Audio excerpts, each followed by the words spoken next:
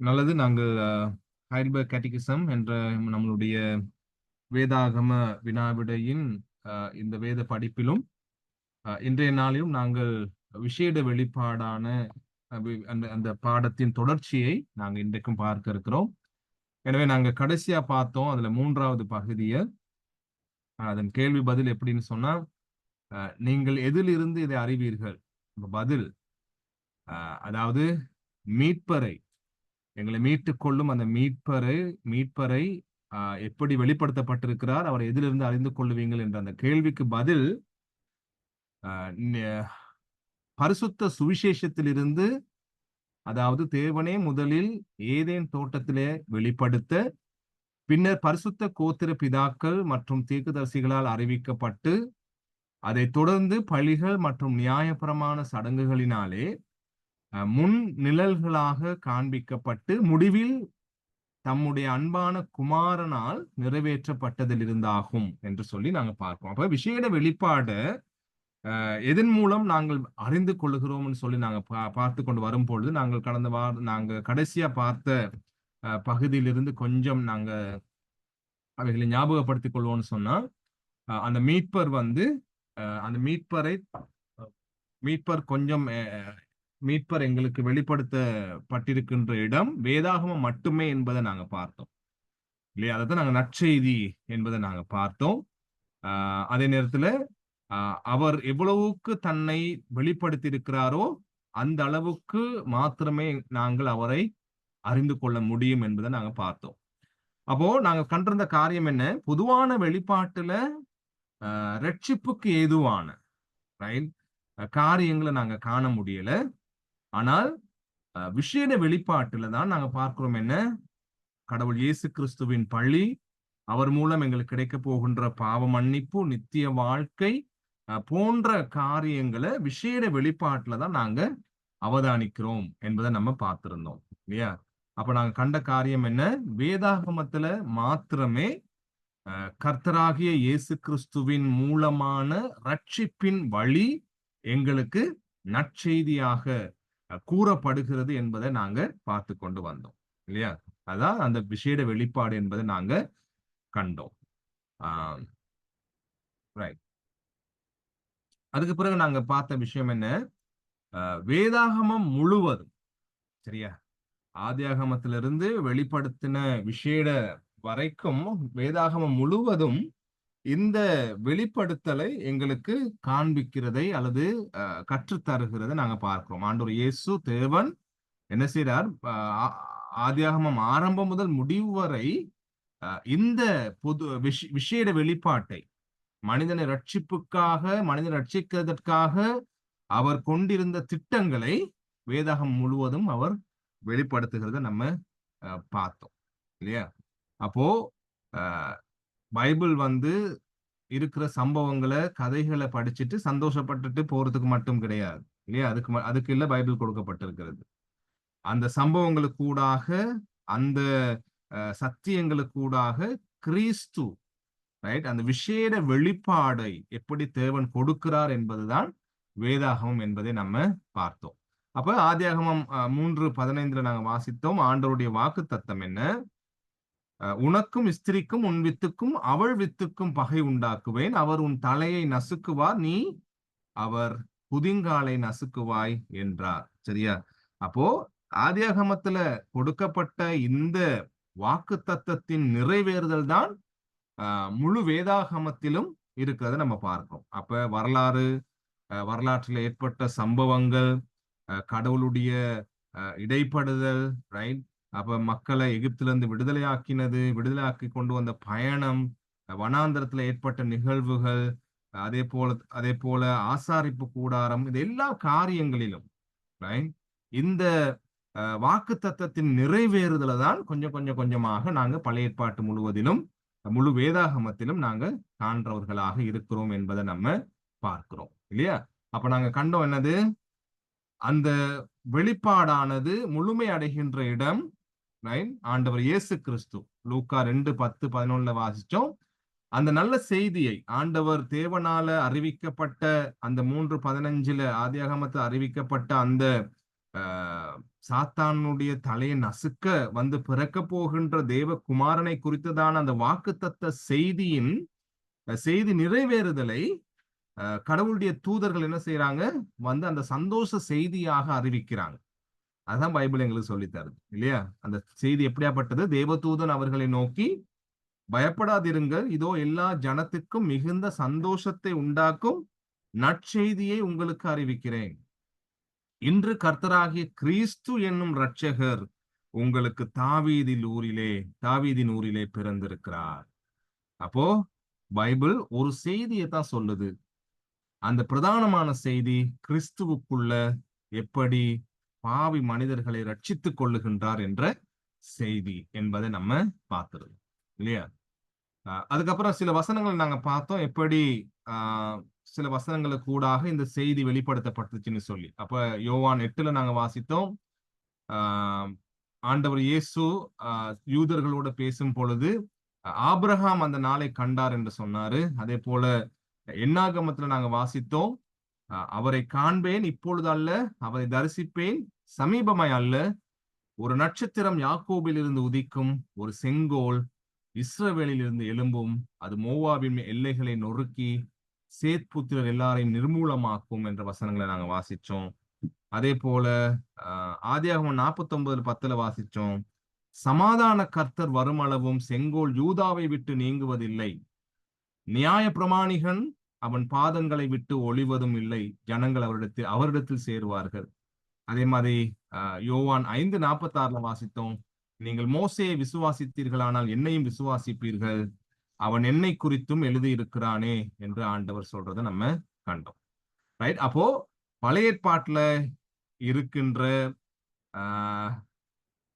ஊழியங்கள், அங்க கொண்டாடப்பட்ட பண்டிகைகள், அங்க இருந்த பிரதான ஆசாரியர்கள், லேவியர்கள், அதே போல பலி செலுத்துதல்கள். ரைட்? அப்ப நாங்க பார்த்தோம் 5 விதமான முக்கியமான பலிகள் இருக்கு.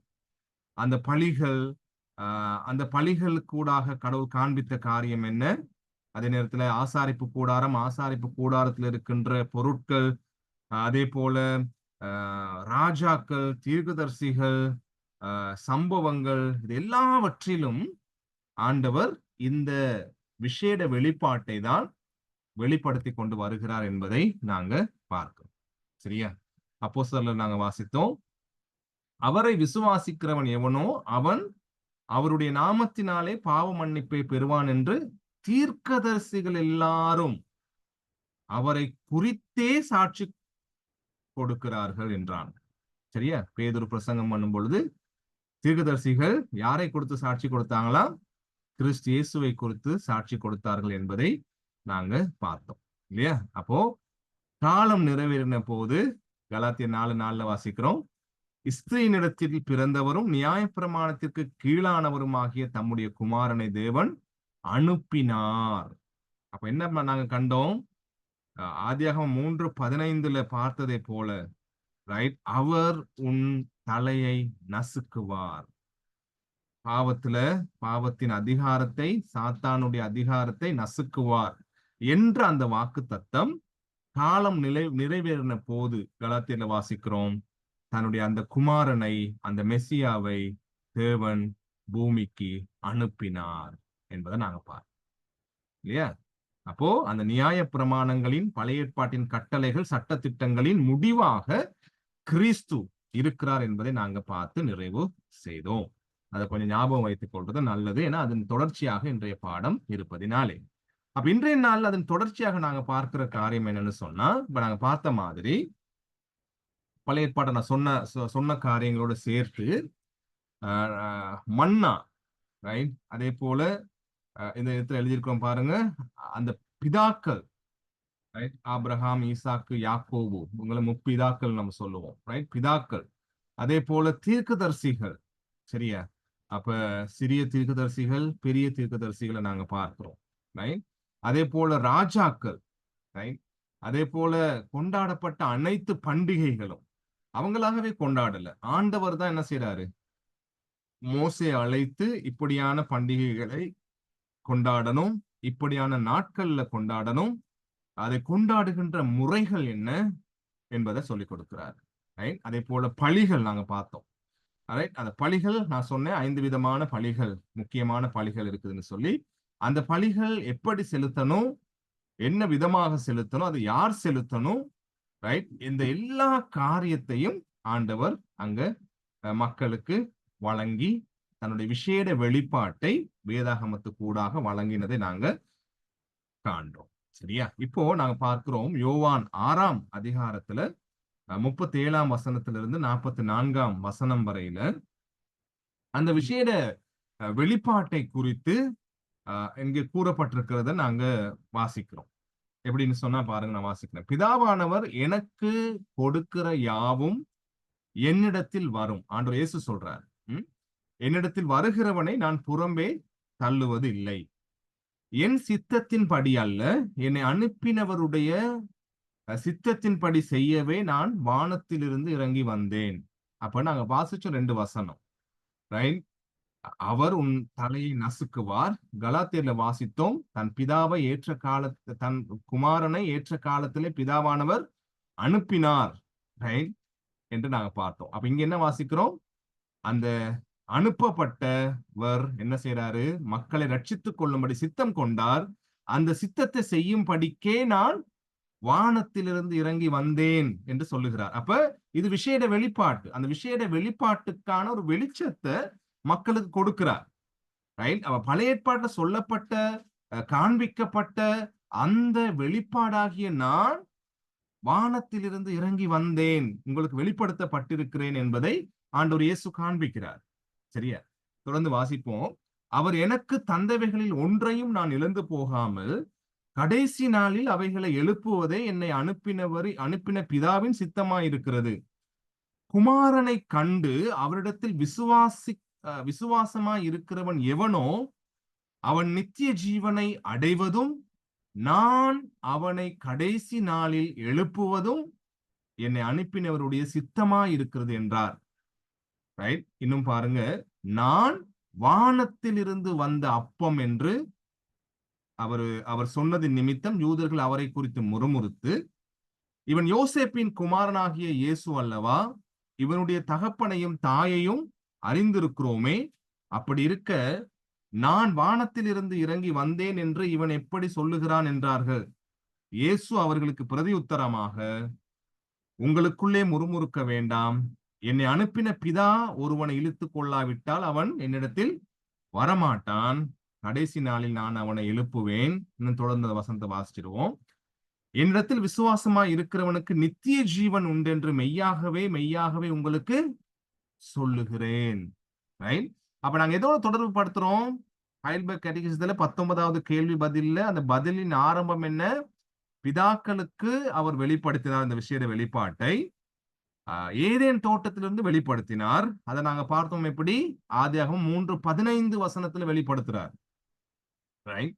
அப்போ அந்த மரணத்துக்குள்ளான ஜனங்களை மீட்டுக் கொள்ளும்படி, அவங்களுக்கு ஜீவனை கொடுக்கும்படி, ரைட், நான் வந்திருக்கிறேன்.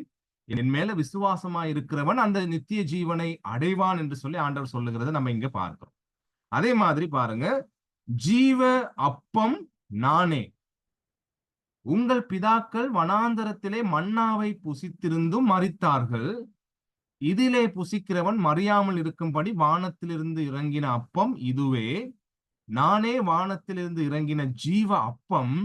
இந்த அப்பத்தை புசிக்கிறவன் என்றென்றைக்கும் பிழைப்பான். நான் கொடுக்கும் அப்பம் உலகத்தின் ஜீவனுக்காக நான் கொடுக்கும் என் மாம்சமே என்றார். இதுதான் இந்த விசேட வெளிப்பாடு. ஆண்டவர் இயேசு அந்த வெளிப்பாட்டை தனக்குள்ள எப்படி அந்த வெளிப்பாடு பூரணமானது நிறைவடைகின்றது என்ற சத்தியத்தை இந்த வசனங்களுக்கூடாக அவரே எங்களுக்கு போதிக்கிறார். சரியா? அப்போ உலகத்தை ரட்சித்துக் கொள்ளும்படி என்னத்தை ஞாபகப்படுத்துறார் பாருங்க. ஜீவ அப்பம், அங்க மன்னாவை குறித்து ஞாபகப்படுத்துறார்.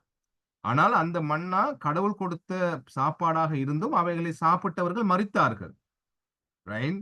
ஆனா இங்க ஆண்டவர் சொல்றாரு, இந்த மன்னா என்னை சாப்பிடுகிறவர்கள், என்னுடைய மாம்சம், ரைட், உங்களுக்காக பிற்கப்பட போகின்ற அந்த பாவத்தின் நிமித்தம், அந்த பாவத்தின் அதிகாரத்திலிருந்து உங்களை காப்பாற்ற போகின்ற அந்த நபராகிய கிறிஸ்து இயேசுவாகிய தேவனுடைய குமாரனாகிய என்னுடைய மாம்சம் பிற்கப்பட்டு இரத்தம் சிந்தப்பட்டு நான் கொடுப்பதின் மூலம் அது உங்களுக்கு ஜீவனாக வருகிறது. உங்களுக்கு ஜீவனுக்காக நான் அதை கொடுக்கிறேன்னு சொல்லி ஆண்டவர் சொல்றதை நம்ம பார்க்க. சரியா? அப்போ விசேட வெளிப்பாட்டாக ஆண்டவர் இயேசு இன்னும் தன்னை மக்களுக்கு வெளிப்படுத்தி அதை தெளிவாக மக்களுக்கு சொல்லிக் கொடுக்கிறத நம்ம கவனிக்கிறோம். அப்ப தன்னை விசுவாசியாதவன், தன்னுடைய சிலுவை மரணத்தை விசுவாசிக்காதவன் என்னதான், அவனுக்கு ஜீவன் இல்லை, அவனுக்கு வாழ்க்கை இல்லை என்பதை காண்பிக்கிறார். ஏன் அப்படி சொல்றான்னு சொன்னா, அதுதான் கடவுளுடைய திட்டம் பழைய ஏற்பாட்டுல இருந்து. அப்ப அந்த திட்டத்தை நம்பாம நீங்க எவ்வளவுதான் கடவுளை நம்புகிறேன், கடவுளை விசுவாசிக்கிறேன், நாங்க ஆபிரகாமுடைய பிள்ளைகளாக இருக்கிறோம் நீங்க சொல்லிக் கொண்டாலும் அர்த்தம் இல்லை என்பதை அங்க காண்பிக்கிறார். ரைட்?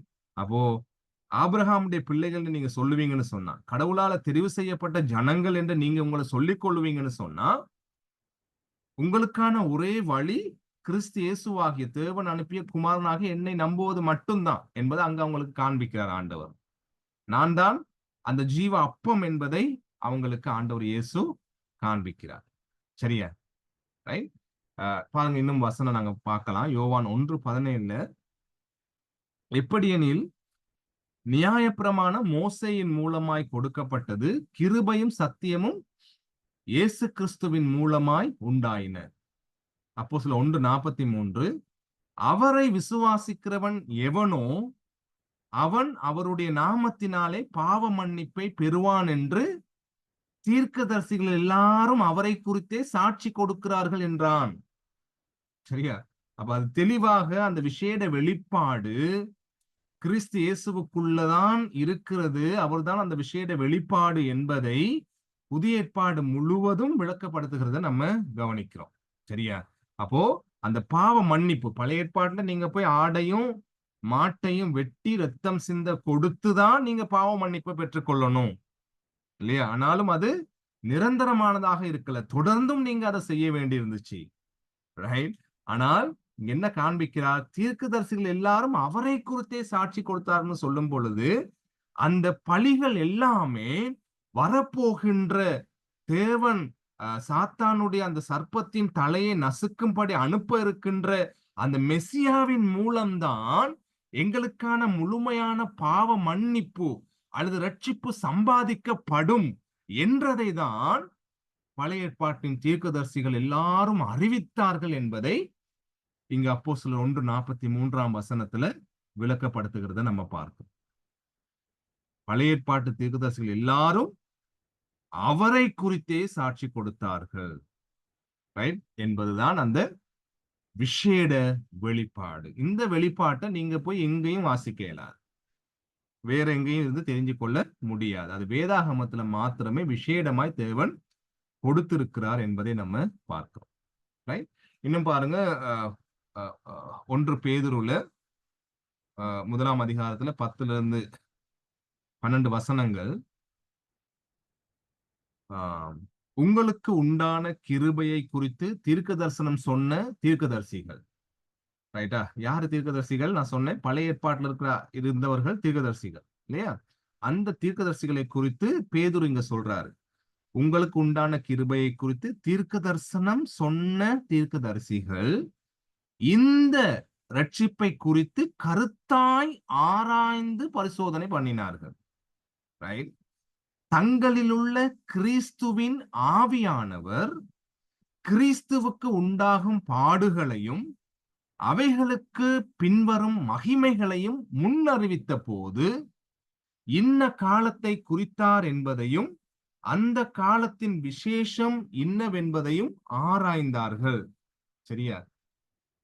தங்கள் நிமித்தம் அல்ல, நமது நிமித்தமே இவைகளை தெரிவித்தார்கள் என்று அவர்களுக்கு வெளியாக்கப்பட்டது. பரலோகத்திலிருந்து அனுப்பப்பட்ட பரிசுத்த ஆவியினாலே உங்களுக்கு சுவிசேஷத்தை பிரசங்கித்தவர்களை கொண்டு இவைகளை இப்பொழுது உங்களுக்கு அறிவிக்கப்பட்டு வருகிறது. இவைகளை உற்று பார்க்க தேவ தூதர்களும் ஆசையா இருந்தார்கள். ரொம்ப விசேடமான வசனம் இதெல்லாம் இல்லையா? இங்க பேதுரு தெளிவா எழுதி சொல்றாரு, பழைய ஏற்பாட்டு தீர்க்கதரிசிகள் வந்து ஆண்டவருடைய வெளிப்படுத்தல்களை என்ன செய்தாங்களா? முன்னறிவித்தாங்களாம். எப்படி முன்னறிவித்தாங்களாம்?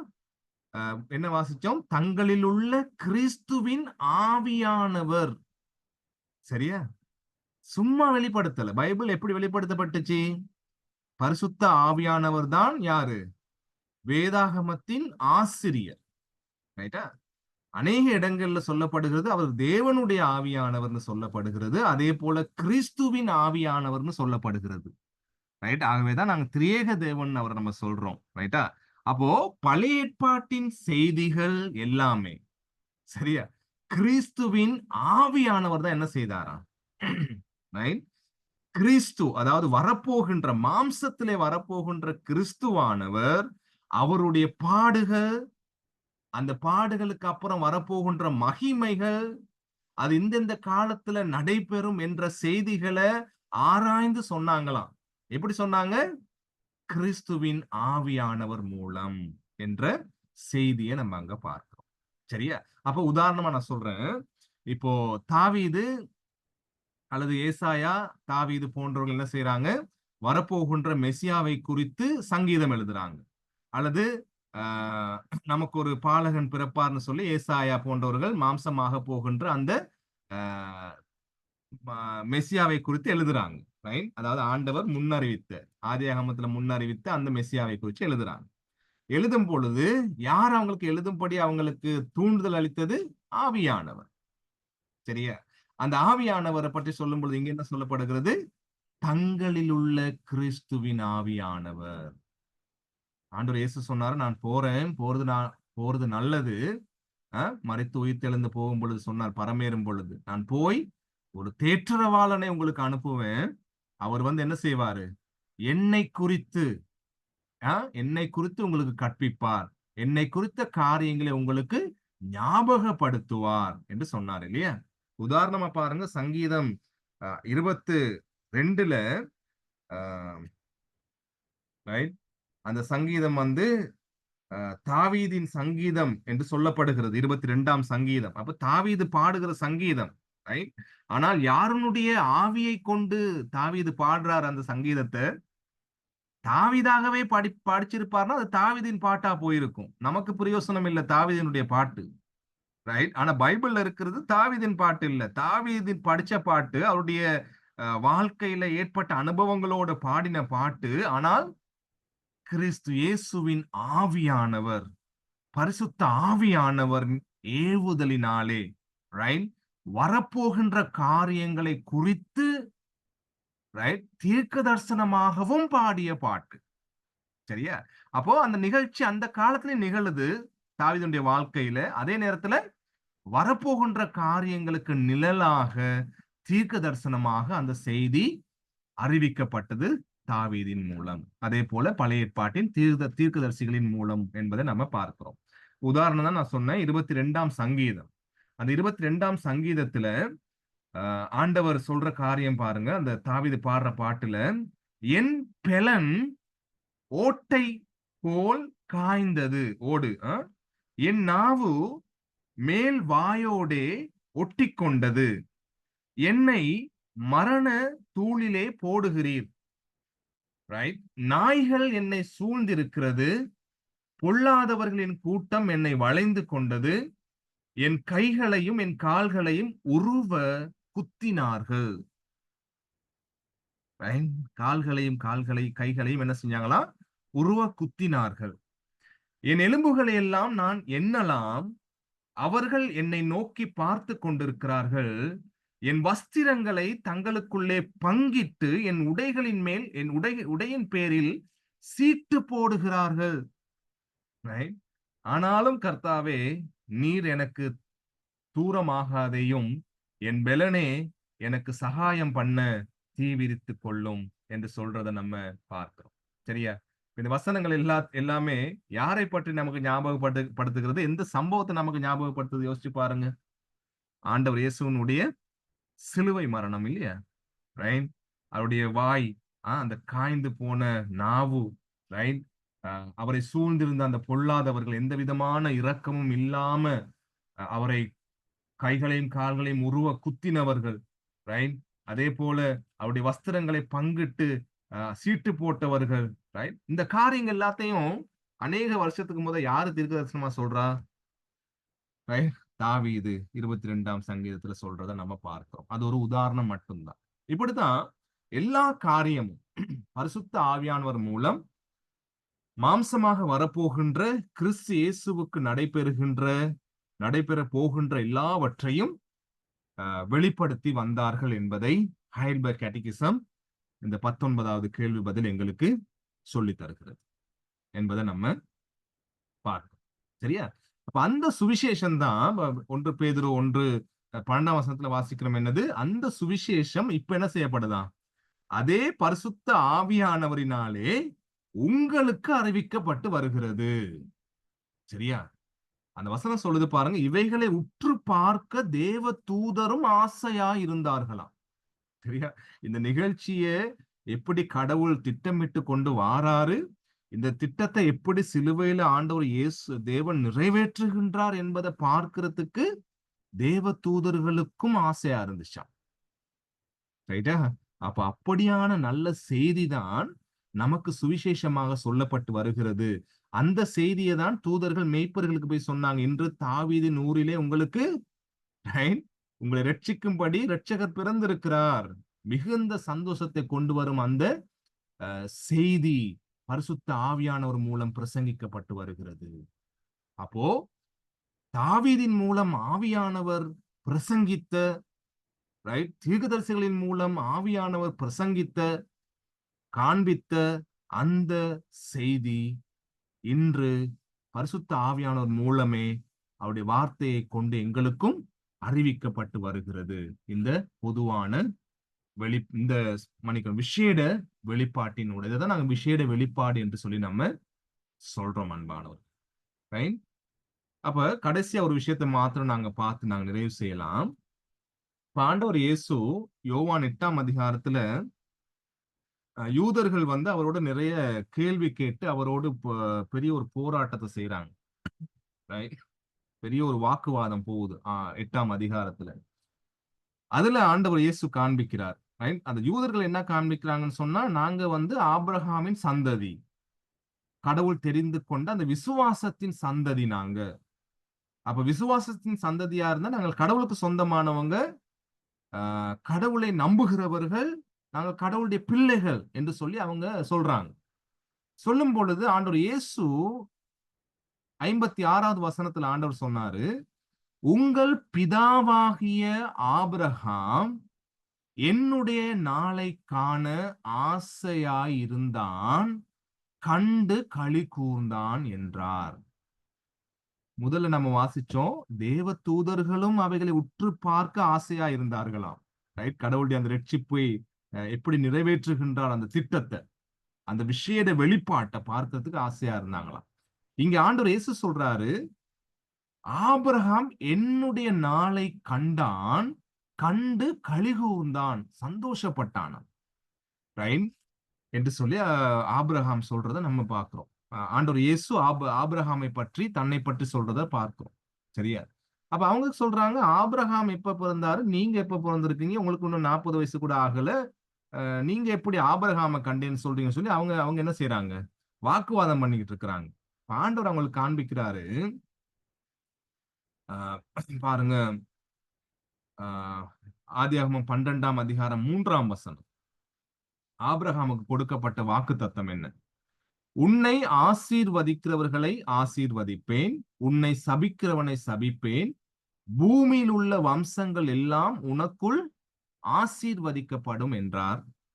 அதே ஆதியாகமம் 15:6 சொல்லுகிறது, அவன் கர்த்தரை விசுவாசித்தான், அதை அவர் அவனுக்கு நீதியாக எண்ணினார். சரியா? அப்ப ஆபிரகாம் அழைக்கப்பட்ட பொழுது எல்லாவற்றையும் விட்டுட்டு வெளியே வாராரு. ரைட்? கடவுள் காண்பிக்கும்படி, ஆகாயத்து நட்சத்திரங்களை நோக்கி பாரு, கடலில் இருக்கிற மணல்களை நோக்கி பாரு, அந்த அளவுக்கு உன்னுடைய வம்சம் ஆசீர்வதிக்கப்படும் சொன்னார் இல்லையா? அந்த சந்ததி கிறிஸ்துவே என்று சொல்லி கலாத்தியரை நம்ம வாசிக்கிறோம். சரியா? அப்போ ஆபிரகாம் விசுவாசத்தின் தந்தை. அப்ப ஆபிரகாம் கிறிஸ்துவின் நாளை எப்ப கண்டான், எப்படி கண்டாரு, எப்படி மகிழ்ந்தாரு, ரைட் என்பதை குறித்து இந்த வசனங்களுக்கு கூடாக நாங்க பார்க்கிறோம். பாருங்க, நான் வாசிக்கிறேன். கலாத்தியர் 3:8-9 அதுக்கப்புறம் வார ஸ்லைடையும் நாங்க பார்ப்போம். மேலும் தேவன் விசுவாசத்தினாலே புறஜாதிகளை நீதிமான்கள் ஆக்குகிறார் என்று வேதம் முன்னாக கண்டு உனக்குள் சகல ஜாதிகளும் ஆசீர்வதிக்கப்படும் என்று ஆபிரகாமுக்கு சுவிசேஷமாய் முன்னறிவித்தது. ரைட்டா? கிறிஸ்து இயேசுவுக்குள்ள மக்கள் ஆசீர்வதிக்கப்படுவார்கள், ரட்சிக்கப்படுவார்கள், நீதிமான்கள் ஆக்கப்படுவார்கள் என்று சுவிசேஷமாக ஆபிரகாமுக்கு அறிவிக்கப்பட்டிருக்கிறதாம். அந்தபடி விசுவாச மார்க்கத்தார் விசுவாசமுள்ள ஆபிரகாமுடனே ஆசீர்வதிக்கப்படுகிறார்கள் என்று சொல்லப்படும். அப்ப இன்றைக்கு யாரெல்லாம் கிறிஸ்து இயேசுவை நம்புகிறோமோ அந்த நம்புகிற யாவருக்கும் ஆபிரகாமுக்கு கொடுக்கப்பட்ட வாக்குத்தத்தம் உரித்தாகுகிறது. சரியா? அப்ப ஆபிரகாமுடைய மகிழ்ச்சி என்ன? தனக்கு கொடுக்கப்பட்ட வாக்குத்தத்தம் கிறிஸ்து இயேசுவுக்குள்ளே நிறைவேறும் என்பதுதான் ஆபிரகாமுக்கான மகிழ்ச்சி. அதாவது விசுவாசத்தின் தந்தையாகிய ஆபிரகாம் விசுவாச கண்களினாலே வரப்போகின்ற மெசியாவை கண்டார். சரியா? அதுக்கு உதாரணம் தான் என்ன நாங்க பார்க்கிறோம். தன்னுடைய மகனை ஆண்டவர் பலியிட சொல்றாரு இல்லையா? மோரியா மலையில கொண்டு போயிட்டு, நேசகுமாரன், ஏகசுதன், ரைட், உனக்கு இருக்கிற ஒரே குமாரன், ரைட், ஏகசுதன் சொல்லும் பொழுது, அவனை பலியிடுன்னு சொல்லும் பொழுது, பலியிடுறதுக்கு போகும் பொழுது என்ன நாங்க பார்த்தோம்? அங்க அவனுக்கு பதிலாக பலியிடும்படி ஒரு ஆட்டை ஆண்டவர் காண்பிக்கிறார். சரியா? அந்த நேரம் ஆபிரகாமுடைய மனசு மிகவும் மகிழ்ச்சி உள்ளதாக இருந்திருக்கும் இல்லையா? ரைட். கடவுளே வந்து சொல்றாரு, நீ உன்னுடைய மகன் மேல கை போடாத, ரைட், நீ அதுக்கு பதிலாக அந்த ஆட்டை காண்பித்து ஆட்டை பலியிடும்படி ஆண்டவர் அவனுக்கு காண்பிக்கும் பொழுது அந்த வசனம் சொல்லுகிறது, தன் மகனை கூப்பிட்டு கொண்டு என்ன செஞ்சான்? பலியிட்டுட்டு, ஆடை பலியிட்டுட்டு சந்தோஷமா அவன் திரும்பி கீழே வீட்டுக்கு வாரான். அப்ப 3 நாள் மோரியா மலைக்கு போகும் பொழுது ஆபிரகாமுடைய மனசு எவ்வளவு ஒரு கவலை, ஒரு ஏக்கம், ஒரு துக்கம் இருந்திருக்கும் தகப்பனுக்கு இல்லையா? ஏகசுதன், அன்பான குமாரன். ஆனால் இப்ப இறங்கி வரும் பொழுது அந்த ஏக்கம், அந்த துக்கம் எல்லாமே ரைட் இல்லாம போயிருக்கும் இல்லையா? காரணம் என்ன? எனக்கு பதிலாக, என்னுடைய மகனுக்கு பதிலாக தேவன் ஒரு ஆட்டை ஆயத்தப்படுத்தி விட்டார். இதுதான் ஆபிரகாமுடைய அழைப்பு. உனக்குள் உன்னுடைய சந்ததி ஆசீர்வதிக்கப்படும். அந்த சந்ததியானது எப்படி ஆசீர்வதிக்கப்படும்?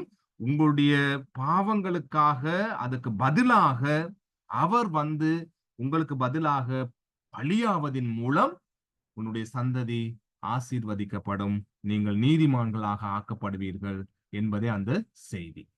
ஆகவே தான் நாங்க வாசிக்கிறோம் எபிரேயர்ல, எபிரேயர் 11ஆம் அதிகாரத்துல, ஆதியாகமம் இல்லை, பிள்ளையா போட்டிருக்கு, எபிரேயர் 11ஆம் அதிகாரத்துல இவர்கள் எல்லாரும், அதாவது அங்க சொல்லப்பட்ட விசுவாசித்து வாழ்ந்தவர்களை குறித்து அந்த 11ஆம் அதிகாரம் சொல்லுது எபிரேயர்.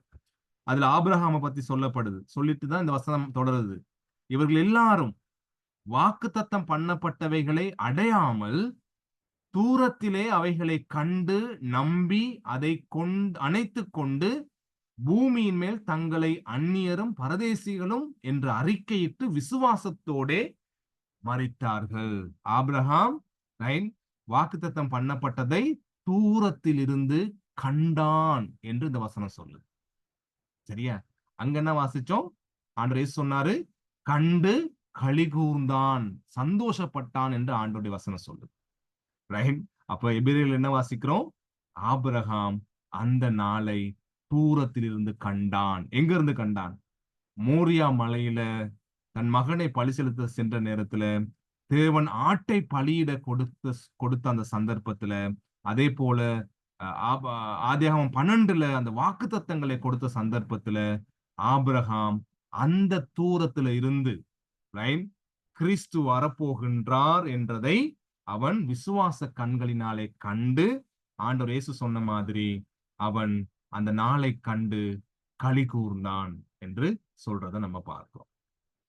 மோரியா மலையிலிருந்து அந்த விசுவாச கண்களினாலே ஆபிரகாம் கிறிஸ்துவின் நாளை கண்டு களி கூர்ந்தான் என்று ஆண்டவர் இயேசு யூதர்களுக்கு பாடம் படிச்சு கொடுக்கிறார்.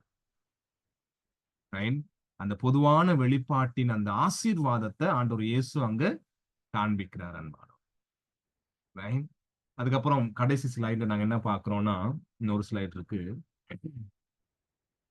எம்மாவூர் பட்டணத்துக்கு போகும் பொழுது 2 சீஷர்கள் கதைச்சிக்கிட்டு போய்கிட்டு இருக்கிறாங்க நடந்த சம்பவங்களை குறித்து. அதாவது ஆண்டவர் இயேசு மரிச்சிட்டார், அவரை கல்லறையில வச்சாச்சு, கதைச்சு கொண்டு போறாங்க. போகும் பொழுது அந்த பயணத்துல ஆண்டவர் இயேசு, உயிர்த்தெழுந்த இயேசு அவங்களோட இடைப்படுறார். இடைப்பட்டு அவங்களோட பேசிட்டு சொல்றாரு. அவங்களோட பேசும்போது என்ன சொல்றாரு பாருங்க. 24ஆம் அதிகாரம் லூக்காவுல 25 27 வசனங்கள். அப்பொழுது அவர் அவர்களை நோக்கி, தீர்க்கதரிசிகள் சொன்ன யாவையும் விசுவாசிக்கிறதற்கு புத்தி இல்லாத மந்த இருதயம் உள்ளவர்களே.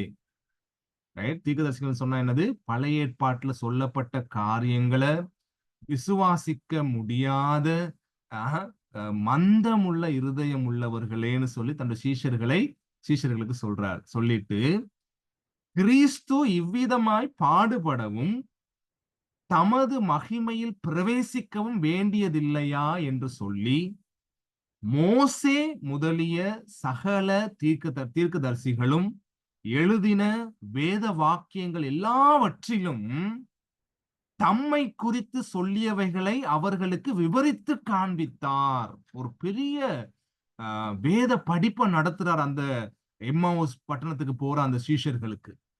ஏன் அது பெரிய வேத படிப்பு நான் சொல்றேன்னா, என்ன சொல்றாரு பாருங்க.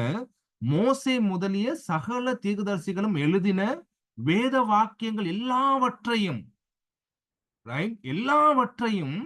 தம்மை குறித்து, தம்முடைய மரணம், தன்னுடைய பாடு, தன்னுடைய மகிமை, அதன் மூலம் ஏற்பட போகின்ற ரட்சிப்பு, அதன் மூலம் மிதிக்கப்பட போகின்ற சாத்தானுடைய தலை, அவனுடைய அதிகாரம் பறிக்கப்பட போகிறது, பாவத்தின் நிழல், அந்த பாவத்தின் கொடூரம் இல்லாமல் ஆக்கப்பட போகிறது, யாரெல்லாம் கிறிஸ்துவை நம்புகிறார்களோ அவர்களுக்கு ரட்சிப்பு உண்டாக போகின்றது போன்ற காரியங்கள் எல்லாவற்றையும் மோசே முதலிய சகல தீர்க்கதரிசிகளும் எழுதின வேத வாக்கியங்கள் எல்லாவற்றிலும் தம்மை குறித்து சொல்லியவைகளை அவர்களுக்கு என்ன செய்தார்? ஆண்டவர் இயேசு விவரித்து காண்பித்தார். அதுக்கப்புறம் நீங்க அந்த 24ஆம் அதிகாரத்துல வாசிச்சு பார்க்கலாம். அவங்க 2 பேரும் பேசிக்கொள்றாங்க. ஆண்டவர் இயேசு போனதுக்கு பிற்பாடு அவர் அப்படி விவரித்து காண்பிக்கும் பொழுது நம்மளுடைய இருதயம் கொழுந்து விட்டு எரியவில்லையான்னு சொல்றாங்க. ரைட்டா?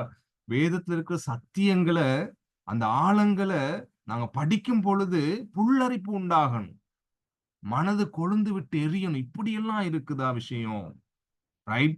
அந்த பொதுவான வெளிப்பாட்டை ஆண்டவர் இயேசு அவங்களுக்கு வெளிப்படுத்தும் பொழுது அவர்கள் மகிழ்ந்தார்கள், அவருடைய கண்கள் திறக்கப்பட்டது, அவங்க சத்தியத்தை கண்டு கொண்டாங்க என்பதை நாங்க பார்க்கிறோம் இல்லையா? அப்படி இல்லாட்டி அவங்க எப்படி வாழ்ந்திருப்பாங்க? கிறிஸ்து என்ற ஒருத்தர் வாழ்ந்தாரு, எங்களோட இருந்தாரு, எங்களை ரட்சிக்க வந்தேன்னு சொன்னாரு, இப்ப மரித்துட்டார், இனி எங்களுடைய வாழ்க்கையில எந்த விதமான நம்பிக்கையும் எதிர்பார்ப்பும் இல்லை, அவரை கொன்னுட்டாங்க, இப்படித்தான் பேசி இருந்திருப்பாங்க. ஆனா ஆண்டவர் காண்பிக்கார் என்னது? இதெல்லாம் தேவனுடைய திட்டம் என்பதை மோசே முதல் கொண்டு வேத வாக்கியங்கள் எல்லாரும், தீர்க்கதரிசிகள் எல்லாரும் எழுதி வச்சிருக்கிறாங்க. இதை நீ படிக்கணும், படிச்சு விவரித்து காண்பிக்கிறார் அவங்க. சரியா? எனவே அன்பானவர்களே, வேதத்தை வாசிக்கிற நாங்க இந்த காரியங்களை கண்டுபிடிக்கிறது தான் எங்களுடைய வேலையா இருக்கணும். நாங்க பைபிள் ஸ்டடி செய்தாலும், பிரசங்கம் பண்ணினாலும், பிள்ளைகளுக்கு சண்டே ஸ்கூல் கற்றுக் கொடுத்தாலும், நாங்கள் வேதத்தை வாசித்தாலும், அந்த பகுதி கிறிஸ்து இயேசுவானவரை பற்றி என்ன காரியத்தை விவரிக்கிறது என்பதை பார்க்க வேண்டியது ஒரு கிறிஸ்தவனுடைய அல்லது பைபிளை வாசிக்கிறவனுடைய முக்கியமான கடமை. இதை எல்லாருக்கும் அது வெளிப்படுத்த முடியாது. சும்மா ஒருத்தர் வேதத்தை வாசிச்சுட்டு விவாதிச்சுக்கிட்டு தான் இருப்பார். இதெல்லாம் இப்படி சொல்லியிருக்கு, இதெல்லாம் அப்படி சொல்லியிருக்கு, இதுல என்ன விஞ்ஞானம் இருக்குது, இதுல என்ன கருத்து இருக்குது, இதுல என்ன தத்துவம் இருக்குதுன்னு சொல்லி பேசிக்கிட்டு இருப்பாங்க. ஆனால் தத்துவத்தை படிக்கிறதுக்குள்ள பைபிள் நமக்கு கொடுக்கப்பட்டிருக்கிறது. விஞ்ஞானம் படிக்கிறதுக்கு இல்ல. பைபிள் கொடுக்கப்பட்டிருக்கிறது எதுக்கு? கிறிஸ்து இயேசுவை எப்படி தேவன் தன்னுடைய வேத வாக்கியங்களுக்கு கூடாக வெளிப்படுத்தி புதிய ஏற்பாட்டில் அந்த சிலுவையின் மூலம் அந்த வெளிப்பாட்டை முழுமையாக்கினார் என்ற அந்த செய்தியை தான் முழு வேதாகமும் நமக்கு சொல்லி தருகிறது என்பதை ஆண்டவர் இயேசு இங்க இந்த சீஷர்களுக்கு விவரித்து காண்பிக்கிறத நம்ம பார்த்தோம் இல்லையா? ரைட், கடைசியா நாங்க வாசி முடிச்சிருவோம். ரோமர் 16:25. ஆதி காலம் முதல் அடக்கமாயிருந்து இப்பொழுது தீர்க்க தரிசன ஆகமங்களினாலே அனாதி தேவனுடைய கட்டளையின்படி வெளியரங்கமாக்கப்பட்டதும் சகல ஜாதிகளும் விசுவாசத்திற்கு கீழ்ப்படியும் படிக்கு அவர்களுக்கு அறிவிக்கப்பட்டதுமா இருக்கிற ரகசியம். இந்த ரகசியத்தை வெளிப்படுத்தப்பட்டிருக்கிறது என்பதை அந்த வசனம் தொடர்ந்து எங்களுக்கு காண்பிக்கிறது நம்ம பார்க்கிறோம். எனவே அன்பானவர்களே, வேதாகமத்தில் இருக்கிற ஒவ்வொரு வசனங்களுக்குள்ளும் ஒவ்வொரு பகுதிகளிலும் சம்பவங்களிலும் வரலாறிலும் கிறிஸ்து இயேசுவானவர் பொது விசேட வெளிப்பாடாக வெளிப்படுத்தப்பட்டிருக்கிறார் என்பதை ஹைல்பர்க் கேட்டகிசம் அந்த சத்தியத்தை எங்களுக்கு 19வதுல கற்றுத்தருகிறது என்பதை நாங்க அவதானிக்கிறோம். எனவே இந்த விசேட வெளிப்பாட்டை எங்களுடைய கரங்களிலே கொண்டிருக்கிற நாங்க இன்னும் அதிகமா கற்றுக்கொள்ள அதன் ஆச்சரியமான உண்மைகளை பழைய ஏற்பாடும் புதிய ஏற்பாடும் எப்படி ஒத்து போகிறது என்ற அந்த ஆச்சரியமான உண்மைகளை கற்று நம்முடைய இருதயம் கொழுந்து விட்டு எரிகின்ற அந்த ஒரு நிலைமைக்குள்ள நாங்களும் போக வேண்டியவர்களாக இருக்கிறோம் வேதத்தை வாசிக்கும் பொழுது. தேங்க்யூ. அடுத்த வாரம் மிகுதியான காரியங்களை நாங்க பார்க்கலாம்.